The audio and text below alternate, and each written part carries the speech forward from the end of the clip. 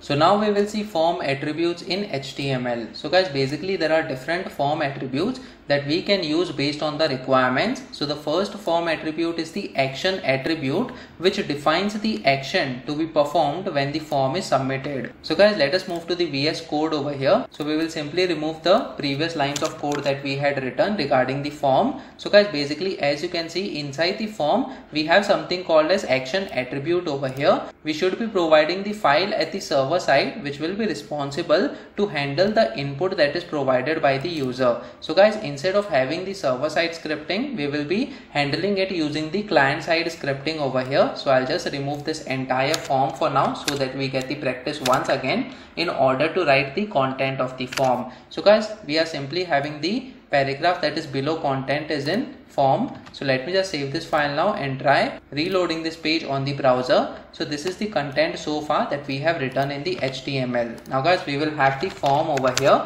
and by default, as you can see, the action attribute is provided, and over here we are not going to have any file, but for now we will be using the client side scripting, that is the JavaScript over here. A very basic JavaScript function will be written, so no need to worry. With practice you will come to know how we can write the HTML along with the JavaScript code as well. Guys, you can subscribe to my YouTube channel Programming for Beginners, because I am going to cover the JavaScript tutorial in the upcoming videos as well. So you can subscribe to this channel and click on the bell icon so that you get the notifications on the upcoming videos as well.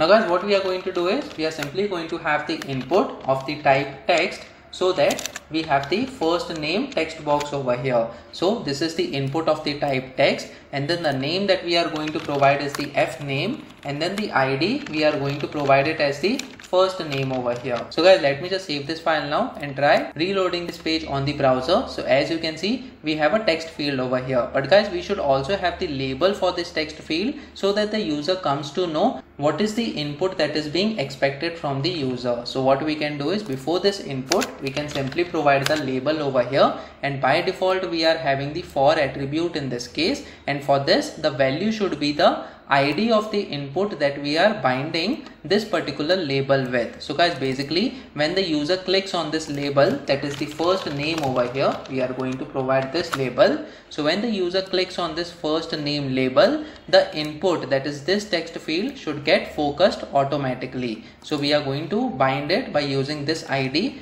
I'll copy this and paste it inside the for attribute over here. So after saving this file, let me just reload this page. As you can see, we are getting the label that is first name, and when we click on this label, so as you can see, the cursor is activated inside the text box field, that is the first name over here. Now guys, similarly we will have the last name as well. So we are going to provide the BR tag over here, and then simply we will copy and paste these lines of code.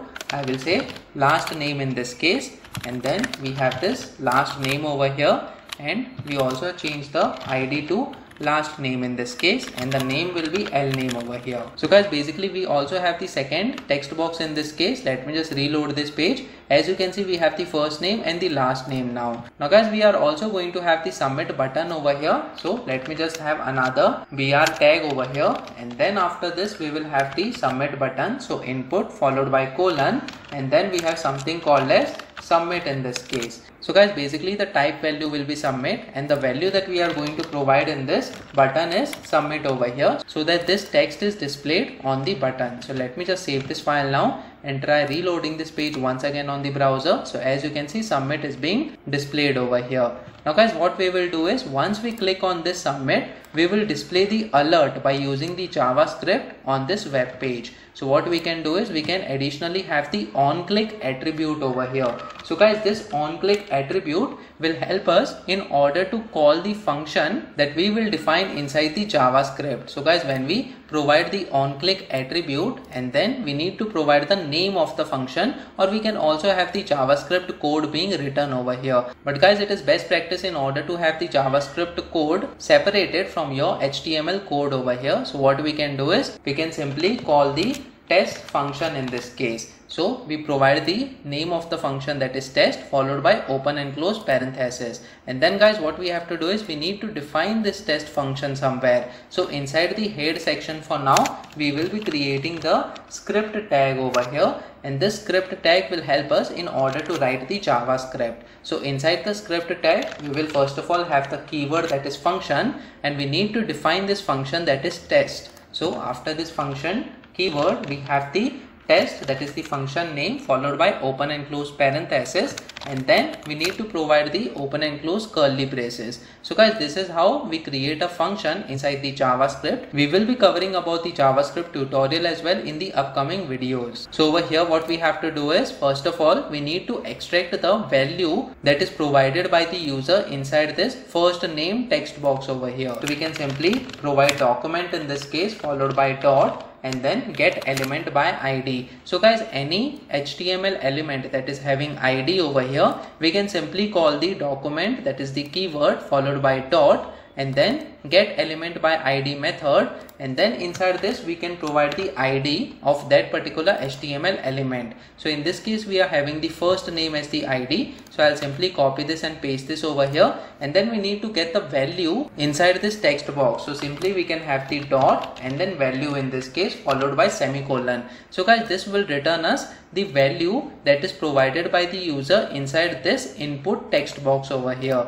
Now after getting this value, we can store it in a variable. So in the left hand side, we can simply provide var keyword followed by f name over here. So guys, this is nothing but it is a variable which is used in order to store data. Now guys, this variable we can use in order to provide the alert, that is to display the alert. So simply we can call the alert function over here, and inside the alert function we can simply provide this f name over here. So basically we are just displaying the first name that is provided by the user inside the form in this case. So let me just provide the semicolon over here. So let me just save this file now and try reloading this page once again on the browser.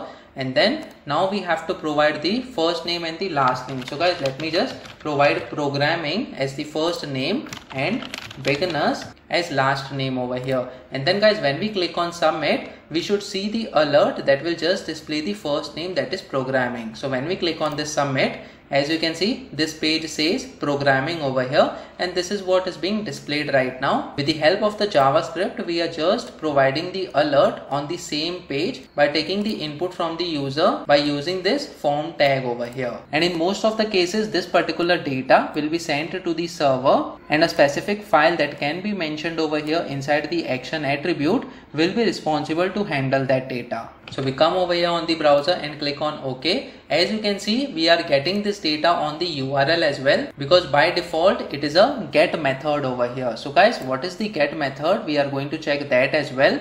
Now before that, we also have something called as target attribute. So basically it specifies where to display the response that is received after submitting the form. So guys, basically when the user clicks on the submit button, the data will go to the server, and server will provide certain kind of response to the client as well. So that response can either be displayed on the same browser tab or a different browser tab, that is the new tab over here, and that will be defined by this target attribute. So guys, we have already seen the target attribute previously using the anchor tag. So this self value of the target attribute is set by default over here. So basically the response from the server will be displayed on the same window, but if we provide the target attribute value as _blank over here, then the response will be provided in the new tab in this case. So guys, you can set the value of this target based on your requirement. Now apart from this, we also have something called as method attribute, for which by default the method is get method.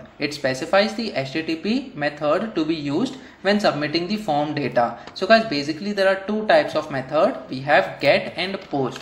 So over here we have the method attribute, and as you can see, this get method is by default, in which case whatever data is being provided by the user, and when the user clicks on the submit button, the data will be passed to the server within the entire URL of the page. So as you can see, till this test.html, we have this URL, and then followed by there is a question mark over here, and then guys we have something called as fname and lname, which we had defined as the name attributes over here inside the text fields. So those variables are being defined over here, and the value are being also passed using the URL, and these values are being taken from these text boxes for which the data was provided by the user. And guys, this is the meaning of the get method over here. But in case of the post method, when the value of this method is post, the values will not be passed through the URL, but it will be passed in the form of the HTML body parameters. Shortly we will see the difference between the get and post after seeing all the attributes over here.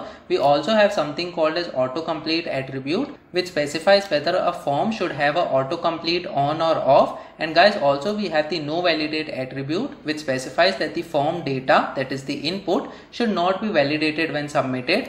One example for this no validate attribute can be while we are using the email IDs. So we can validate on the client side whether the email ID that is provided by the user is a proper email ID or not. So guys, these two attributes I'll leave up to you as a homework for you so that you can practice on your own. Now guys, what is the difference between the get and post? So basically there are certain notes about the get request over here. So it appends the form data to the URL in name value pairs, and that is what we have seen over here. It is appending the data in the form of name and value pairs over here inside the URL itself. Apart from that, we should never use the get to send sensitive data. So guys, this is just the first name and last name that we are sending. What if there is a username and password over here? So in that case, we should not be using the get request. That's because anyone will be able to know what you have sent as the password over here just by looking at the URL, because get method will help the data, that is the username and password, to be passed with the help of the URL over here. And then guys, the length of the URL is limited, that is 2048 characters only can be used.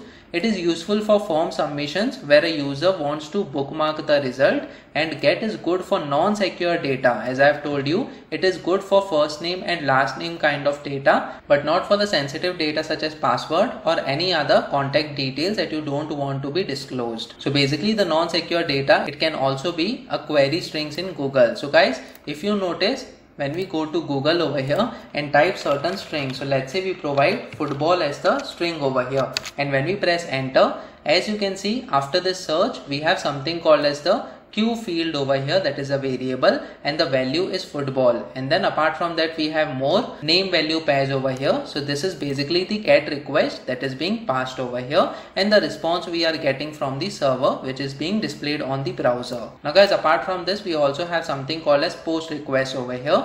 It appends the form data inside the body of the HTTP request, and the submitted form data is not shown in the URL. So this is perfect when we are sending some sensitive data such as email IDs or passwords or fields such as contact numbers. Apart from that, post has no size limitations and can be used to send large amounts of data, and form submissions with post cannot be bookmarked over here. So guys, these are certain differences as far as get request and post request is concerned. Comment in the comment section below whether you have learned something out of this video. Please make sure that you like this video so that it reaches to more people, and subscribe to this channel so that you get the notifications on upcoming videos as well.